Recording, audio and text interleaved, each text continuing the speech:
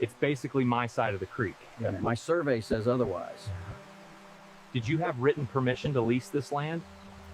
My neighbor sold hunting rights on my land, never expecting the game warden would issue the fine for it.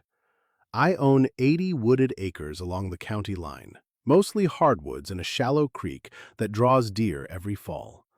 The boundaries are old but precise. Iron pins in the corners, survey recorded, and fresh purple paint marks I redo each spring. I don't lease hunting rights. If someone hunts there, it's by my invitation only.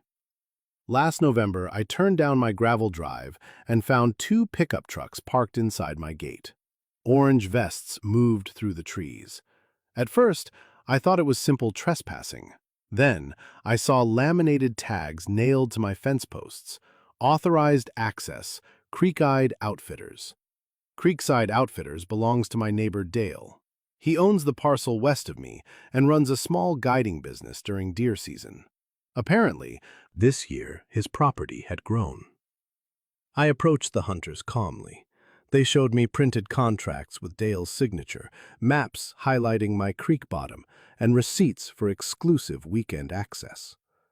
They had paid for the right to hunt my land. I told them the truth. They were standing on private property that wasn't his to sell. They packed up without argument. One of them said Dale advertised expanded acreage this season. Expanded meant mine. Instead of confronting Dale directly, I called the county game warden. Selling hunting access without legal authority isn't just a civil issue here. It's a wildlife violation. When the warden arrived, I had my deed and survey ready. We walked the boundary together. The purple paint marks were clear. Dale's authorized access signs were well inside my line. The warden photographed everything and logged GPS coordinates. He asked one simple question. Had I given Dale written permission to lease my land? No. 2 days later, I received a copy of the citation. Dale was fined for unlawful commercialization of hunting rights and facilitating trespass. Each contracted hunter counted as a separate violation. The total was steep. Worse for him, his outfitter permit was suspended pending review. Without it, he couldn't legally guide clients during peak season.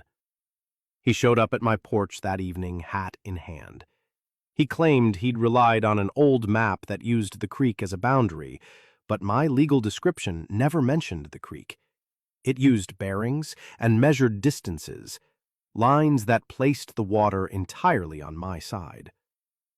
A mistake might explain confusion. It didn't explain contracts, advertising, and collecting payments.